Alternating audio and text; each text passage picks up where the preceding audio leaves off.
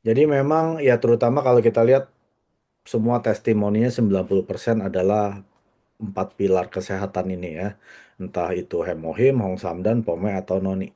Karena memang yang saya selalu ingat ya di kepala saya juga dulu orangnya nggak peduli sama suplemen. Apa sih saya masih muda, ngapain minum begini-ginian, nanti aja lah kalau udah sakit atau udah tua baru minum suplemen. Ternyata yang saya pelajari setelah saya kuasai Hemohim ya, karena produk pertama sebelum yang lain, yang saya pelajari adalah Hemohim. Ternyata seperti yang Profesor Dr. Tere tadi ngomong ya, kita itu harus sehat. Nah, sehat itu bukan artinya banyak uang terus sakit-sakitan itu bukan sehat. Atau tidur yang nggak bisa tidur itu bukan sehat. Sehat itu harus seimbang. Jadi bisa tidur, bisa nikmatin hasil yang kita kerja ya itu baru namanya sehat. Hidup yang sehat.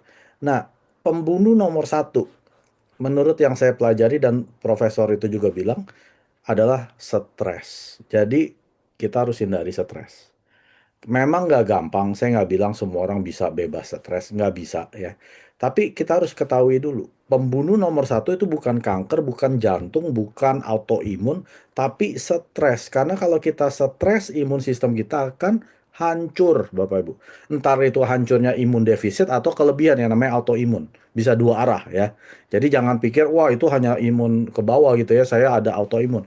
Tetap itu salah satu penyebab imun sistem kita tidak stabil karena stres.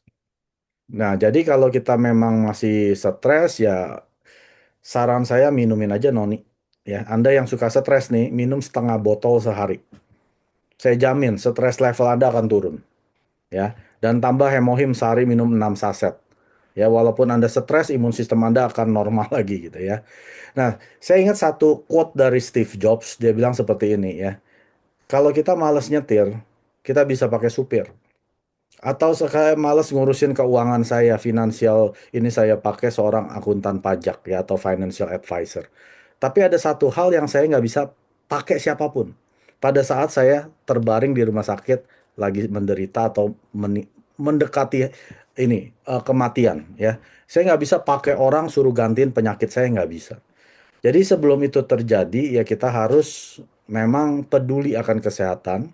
Karena kesehatan itu menurut saya itu adalah harta sejati. Kalau dibilang harta itu uang, menurut saya salah. Ya, uang perlu nggak? Perlu, karena banyak masalah bisa diselesaikan dengan uang. Tapi ada satu masalah yang nggak bisa diselesaikan, yaitu kesehatan. Jadi kesehatan itu harus kita pelihara, harus kita bina, harus kita pupuk. Jangan sampai sudah terlambat baru kita coba kejar-kejar minumin suplemen. Itu sudah terlambat ya. 구독, 좋아요 눌러주세요.